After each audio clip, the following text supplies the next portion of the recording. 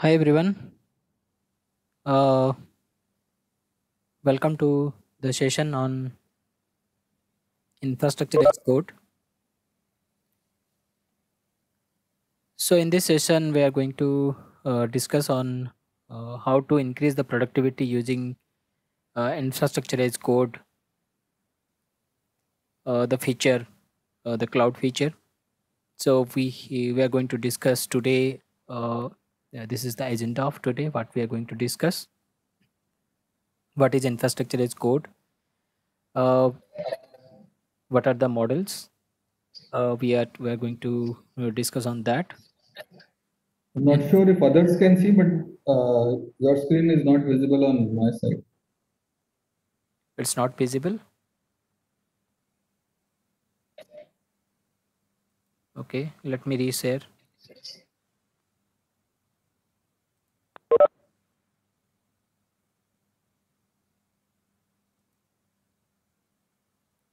Is it visible now? Yes. Okay. So let's start the discussion with our today's topic webinar, like how to increase the productivity using infrastructure as code. So before starting, what is infrastructure as code? So we want to describe a real world scenario. Like think about the old days when we wanted to do some calculation using the calculator. So it is a hardware we are using that. And nowadays what we are doing, we are using uh, quickly we are using our mobile application, the calculator application. So this is the transition of the hardware to a software. That is, you can say, uh, this is a kind of a software code which is being transferred the hardware to a software.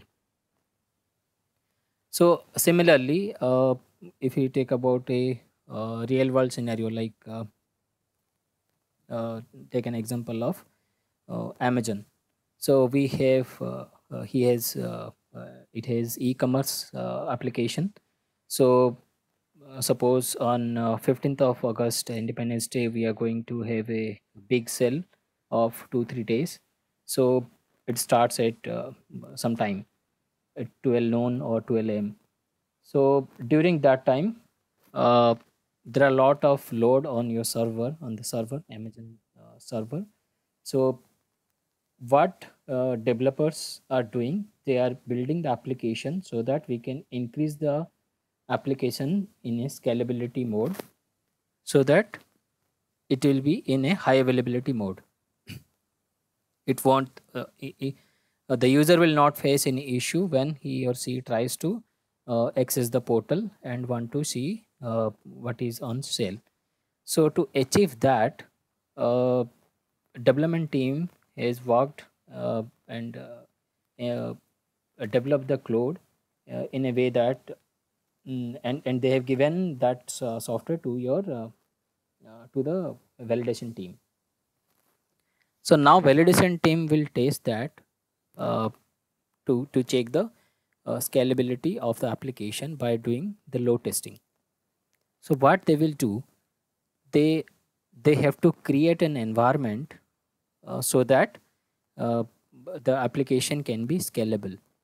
So what they will do, they will inform the concerned IT team if they want that application to test in on premise, then they should they must go to the IT team and request their requirements that these configuration we need. So IT team will build up that environment for them, and it might take a lot of time since it is a high configuration environment, and they need to debug and they need to build those applications in the in on premise, and that a lot of machines is required, lot of physical space is also required. And during that time, till IT hand over those setups to the validation team, they are blocked for that. Although we can plan that before the delivery, but it will require a lot of time. So what validation team will do during those times when they are making the infrastructure? Similarly, they are doing manually in all the machines. So that will also create a mistake if some person done uh, a wrong configuration. So that will also a problem. So to avoid that, we can simply do one thing. We can move that the entire infrastructure to the cloud. We can we can access the machines, we can create the machines instances depending on our requirements, and all those that environment is ready. But assume that if everything will be done manually in the cloud itself, that will also create a um, that can also cause a mistake by a human. So that will also a problem. Some environment will work properly, some environment does not work. And also manual process of creating the infrastructure on cloud is also time consuming. So to avoid all these things, to mitigate all those things, the infrastructure as code concept comes into picture, so that we can write all the infrastructure in a single file or in a script, and we simply run that, and within a few minutes we will get the environment ready. And we can the validation team can easily start their load testing, and after the completion of the testing they can validate the result, and if everything goes fine they can plan for the production. And after that they can easily tear down that infrastructure that is no more needed. And also the same configuration file or the script can be saved for the future reference. Suppose in going down the line after 3 months, we have again the same scenario, we need to test or validate. Then we can easily recreate that environment using that configuration single configuration file. So these are the main things. And also the most important thing, if you do all these environment in on premise, then uh, it will take a huge of cost. Also it will involve huge of cost, like you need to purchase the hardware, you need to have a space to place those hardware, you need to have a special team to look into those servers, the upgradation of those, the configuration of those. And also it is you can say that if it is not ready, you need to have provide a 24 into 7 support for that for that environment, so that it will be a high available. So these are the main challenges. That's why the infrastructure as code comes into picture. So what is infrastructure as code? It is simply a process of managing and provisioning the infrastructure uh, so that we can through a software code. The infrastructure here means it's not only the services, it is about the networking infrastructure, it is about the load balancer which are going to be involved in your infrastructure, the virtual machines, the connections, the DNS configuration, the VPN connection. All those things can be done through infrastructure as code by simply writing a code. So infrastructure code model can also be versioned. Like you can maintain the the development team or the developers are maintaining their source code in proper versioning, right? So through infrastructure as code, you can version the infrastructure also using the source code management tools or system. So it's like in version 1 we have supported some applications, and in version 2 we have upgraded our server to version 2. So that can be maintained in your uh, version code management system uh, because we are writing this in a software code format. And also this is a very important key for DevOps practice because it will be easy to maintain the infrastructure through code, and that will be easily adaptable in your CI/CD pipeline. So another terminology we can adapt here, like disposable infrastructure for infrastructure as code. What is the meaning of that? It is like automating the process of provisioning, configuration, deploying, and destroying of your infrastructure and services through uh, a software code. It is fully automated. You can, whenever you want, you can create your infrastructure on the fly, and after that work is done, you can destroy that infrastructure. So it will highly productivity increase the productivity of your team. Along with that, you can save the cost of your project before delivering that. So whether it all depends on it is independent of the team. Like every team can use this, like development team. You can easily create the staging environment, you can easily create the production environment and the QA environment as well. You can easily create using infrastructure as code. So since we are talking about infrastructure as code, so how we are going to achieve this? So there are a lot of tools available in the market. So we have listed down some of the tools here which are most widely used.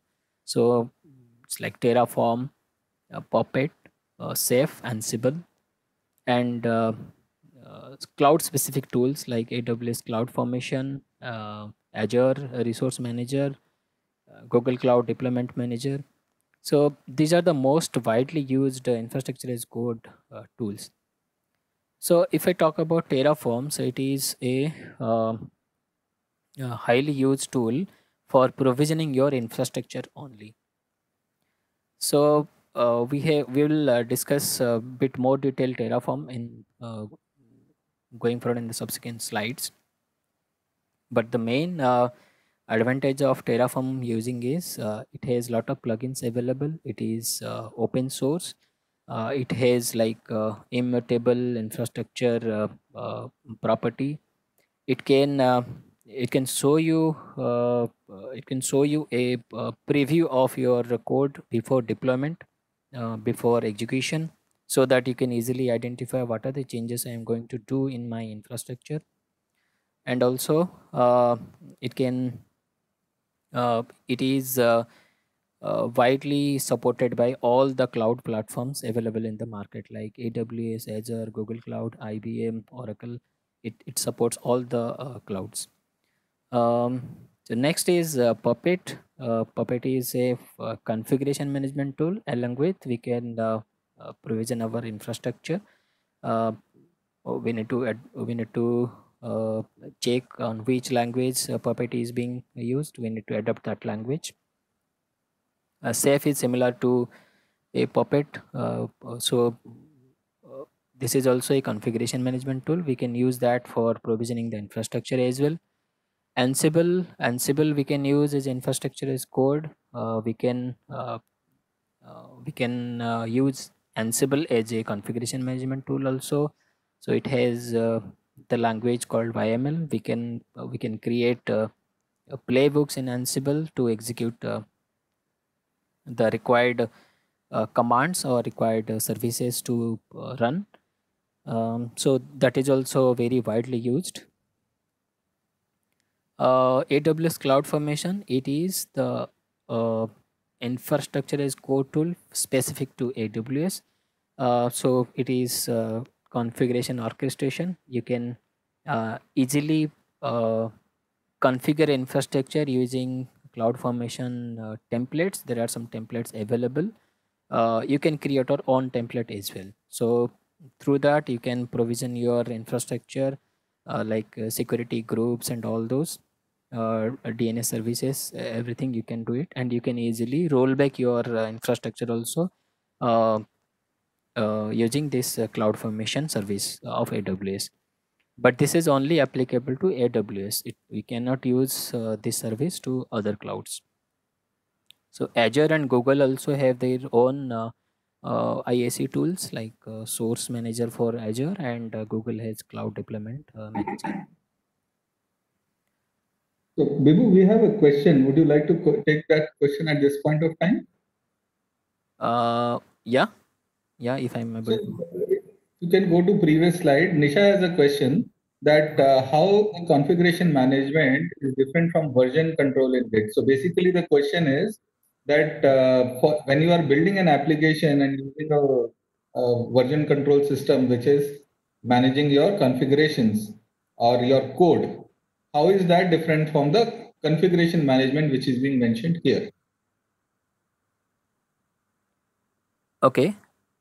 Uh, so version control, you can say that like Git or GitLab, you can say that. Okay, so Ansible is like your configuration management tool. Like you can yeah, you can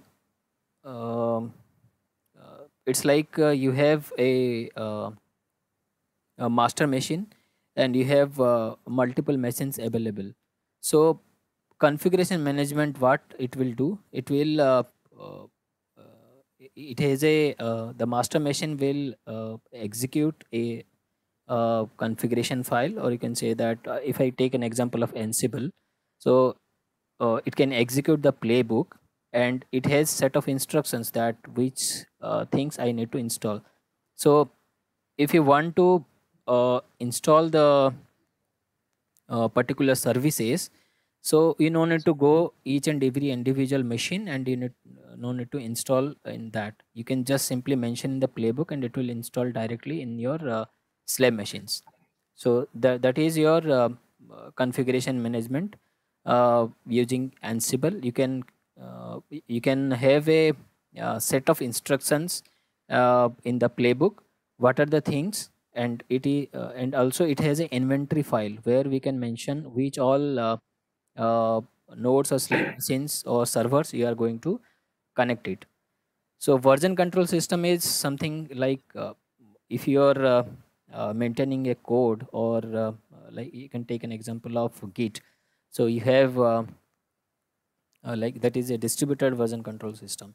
So you have a number of developers available, and they are working in parallel, and and uh, each and every persons are working in their code and are also working on the same file.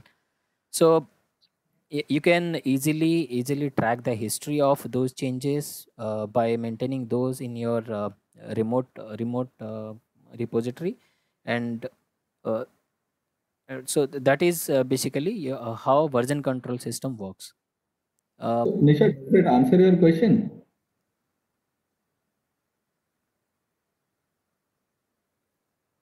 Nisha, you can go on mute if you want.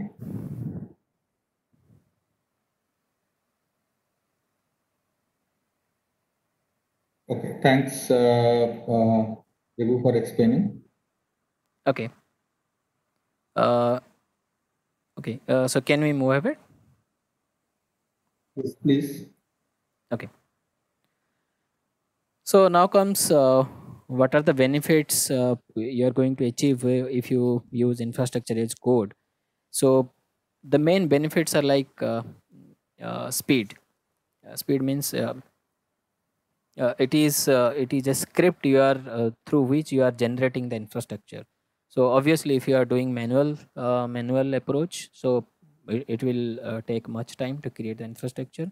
And if you create that through script, it will save a lot of time, and uh, it will be like save a lot of time, and you can easily achieve the desired infrastructure no matter which environment you are going to deploy. Production, staging, QA, everything you can do this through normal script. Second is benefit is your consistency. So as I mentioned before that if you are doing any manual infrastructure and creating any infrastructure through manual process, so it might be a mistake. If a person does a mistake, so it will unnecessarily creating the discrepancies, like malfunctioning of the your infrastructure, and it might not work. So like it is not about a single machine. If you look about your think about the production environment, you have a lot of machines available in the production, like lot of servers. So if out of 100 you have done 20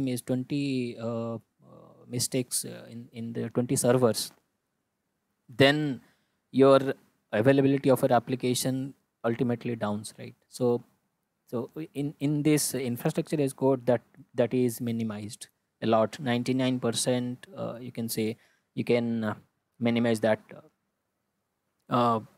mistake. Second is accountability. It's like you are versioning your source code of the infrastructure.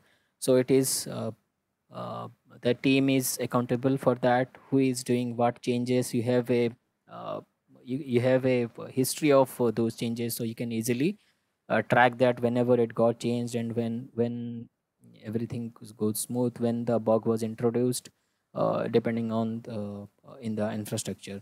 So the blame game thing is now can be reduced in this infrastructure, achieving the infrastructure deployment goal. So next is increase efficiency. So ultimately, suppose this is not available, like infrastructure as code. So every team member is dependent on the infrastructure team, that is the IT team, and the development team, the QA team, um, the other guys also waiting for that. So ultimately, if everything got automated through the script, so it will increase the efficiency of all the persons. Like developers can utilize those waiting time, or sometimes they himself was with that making the configuration for their own environment. So through this configuration file, through this automation process, they can increase their efficiency and productivity as well. Low cost, yes. If you use the cloud, so obviously your infrastructure will be in the cloud, so no need to worry about your the ample of hardwares availability, ample of physical space, a different team to take care of that. So obviously it will be lower cost than your on-premise activity. So now we can discuss. So as I mentioned in the previous slide, that we have a lot of tools available in the market for this infrastructure as code. So here we are focusing on a tool, Terraform. So this is basically a multi-cloud infrastructure as code software, and it is being developed by, maintained by HashiCorp company, and they have a specific language called HashiCorp config language. So this is very simple and easily readable. You can write your configuration file using this language. So the biggest advantage of this is it is independent of any cloud services. Like if you go to AWS, go to Azure, go to Google Cloud, you no need to change your configuration file. The same configuration file can be used for all the cloud services. Whereas if you go to other tools, it might be difficult because it has different language, YML, something, tools written in Ruby, some tools written in other language. So it is difficult to adapt also. And if you choose AWS cloud formation, so that is specific to your AWS, and also for Azure and Google, that is also specific to their services only. So this is the biggest advantage of Terraform. So what are the key features? Like I listed key features like execution plans. So what does it mean? Uh, Before you creating the infrastructure, you are going the Terraform will provide you a preview of whatever the changes you are going to deploy. So there are three main formats. Like it will show a plus sign with green, that those are the new things you are going to deploy. There will be a minus sign with your with red color. It will show that these infrastructure are going to destroy.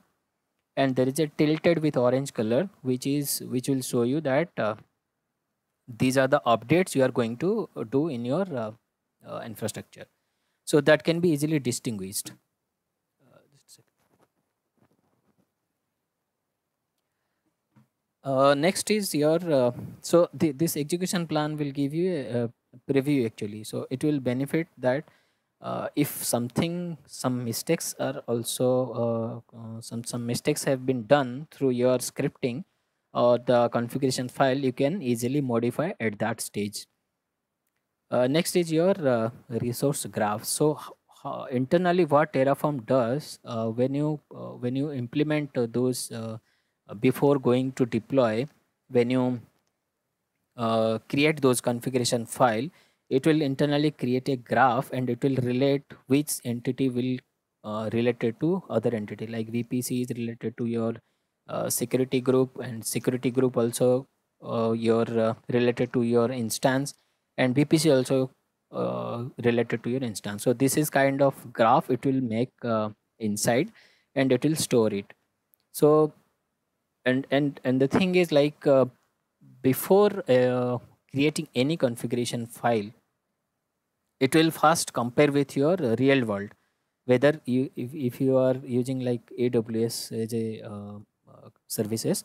So it will compare with your existing infrastructure, whether whatever you are going to deploy, so whether that is still exist or not.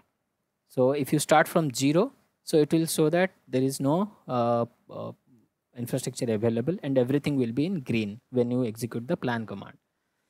So that will be decided by Terraform using this graph formation.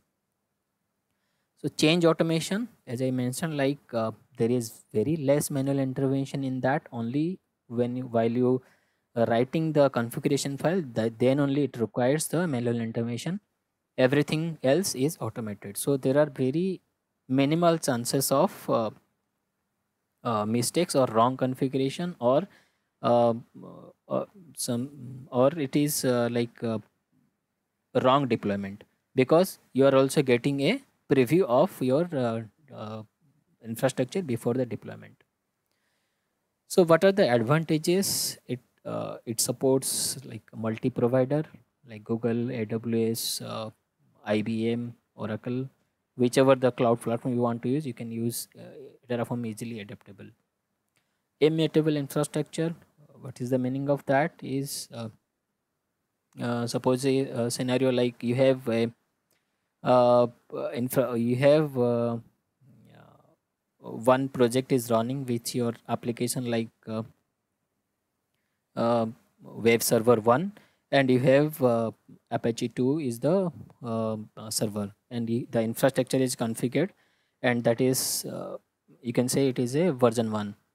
So going forward, you are planning to have a upgrade to your uh, application with web server 2 and Apache 2.4. So what you are going to do, you need to upgrade your server as well, the infrastructure as well, to adapt those changes.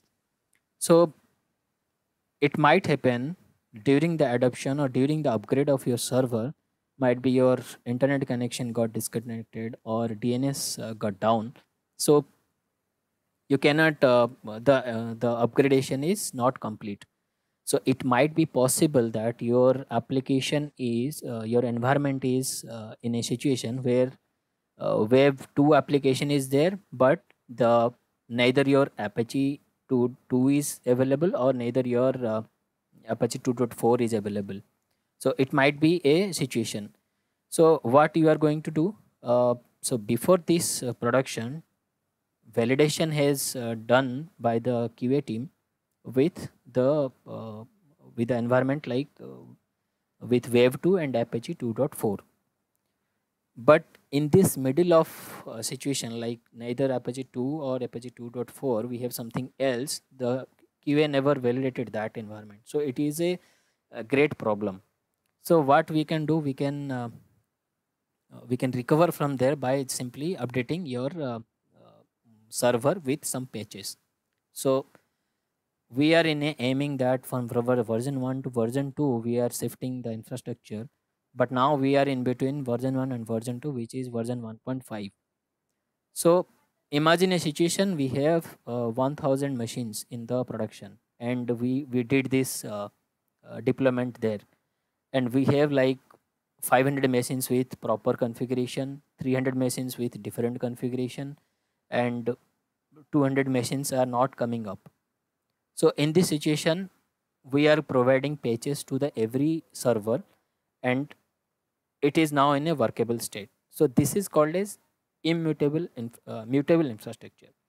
But what immutable infrastructure does, it will simply create a new infrastructure environment, and everything is deployed like for Wave 2 and Apache 2.4 is deployed there. And after validation of that, you simply destroy the version 1 infrastructure. Of course, you will need to pay a little bit, because during this validation, like both the environments are available, like version 1 and version 2. But with this immutable infrastructure concept, the availability of your application is highly available. It will never be down, and also it will be easy to understand that uh, which your infrastructure in which version at a particular time. You don't need to maintain each and every configuration, like the case like 1000 machines have 500 has version 1, 300 has version 1.5, 200 has version 2. So you know to maintain that those things. So Terraform is like immutable infrastructure. It provides, it creates a completely different infrastructure when you try to upgrade that. So upgrade is not here. You are simply creating a new environment. So mutable infrastructure examples like Ansible, Safe Puppet, you can consider those. Those tools are using mutable infrastructure, and Terraform is immutable infrastructure. The syntax is like your configuration language, like HCL language you can use here. So that is easily adaptable and easily understandable. Dry run is simply the uh, plan, like you can say in other words, it's a plan, like the preview of your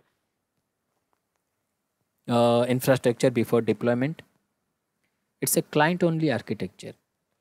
So like Ansible and Safe Puppet, you have uh, the concept like client and server both. Okay, so here we have like client only architecture only. It's like it leverages the cloud providers with APIs, and uh, for provisioning the infrastructure, which eliminates the need for additional checks and separate the server. So it is like no need of server where you are uh, pushing on pulling mechanism is will work. It will simply run your script, and the configuration is easily deployable. Super portability, it is like it has one language and one tool, so you can easily portable that, and it will be easy to migrate also. Suppose your application is in AWS and you want to migrate your application to different cloud provider like Terraform.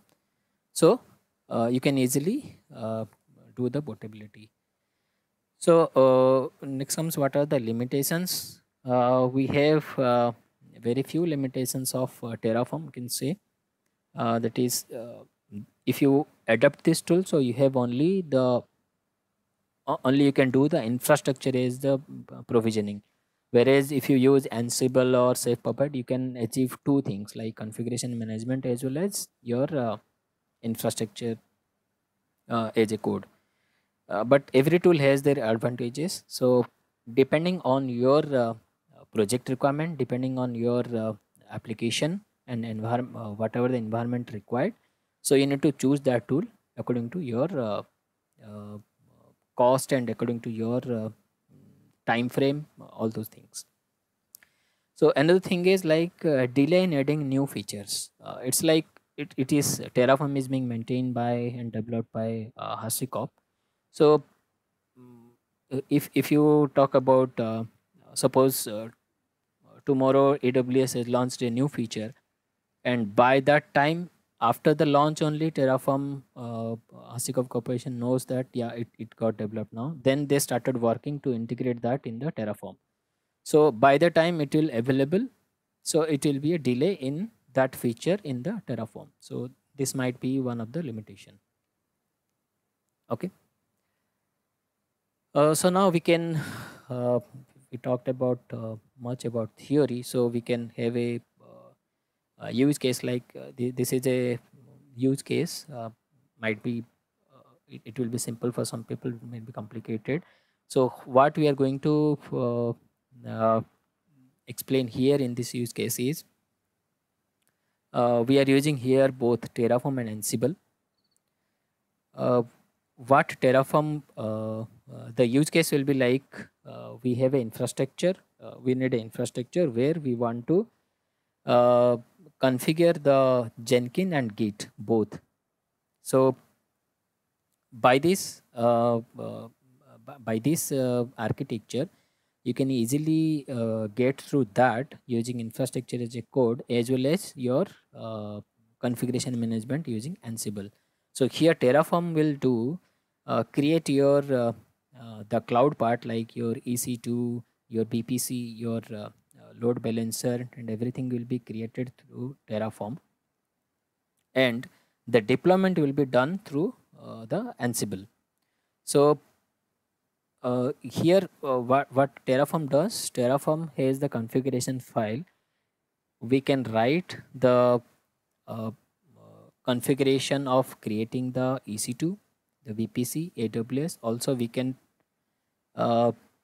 here we can write to install Ansible also in that EC2 machine, and also the Jenkins in that EC2 machine, and Ansible will do the deployment of Jenkins and Git in that EC2 machine, so that in the final result, when we execute the Terraform configuration file, it will provide the public IP of this EC2 machine, and through that public IP we can easily access the Jenkins and Git server. So how Terraform works? So Terraform has simply, you can see in the diagram, so we have a sample.tf file. So how does the configuration file looks like? So this is an example of configuration file. You can see that we mentioned here, like provider is AWS. You need to provide the access key and secret key and the region.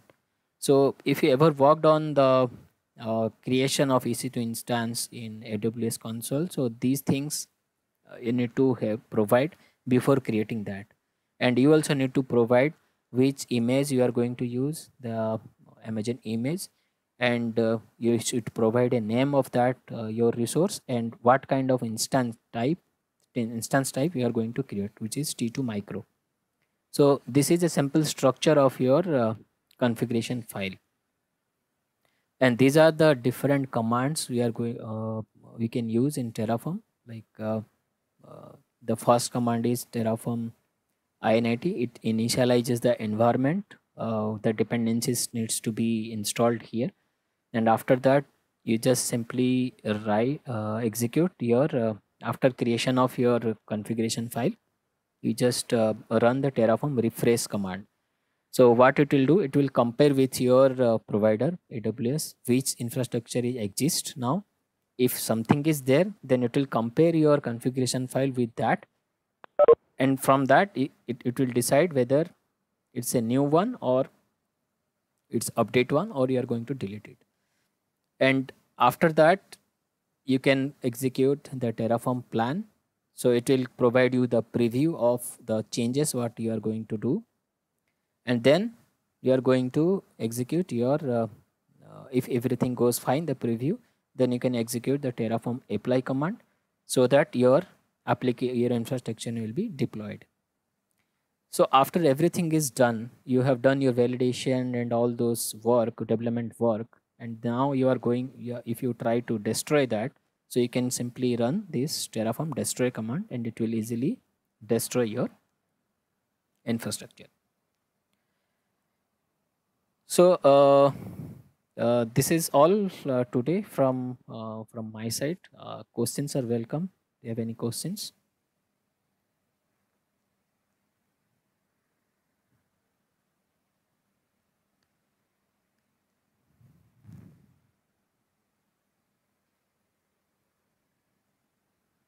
I think there are No no questions. questions. Thank you. It was a nice session. Okay. Thank you. So Thank you. you can go to our website edevupsguru.com, and you can get these recordings in the YouTube channel as well. So if you have any questions, and then you can uh, put in there. We will happy to answer the questions. Okay. Thank you. Thank you very much.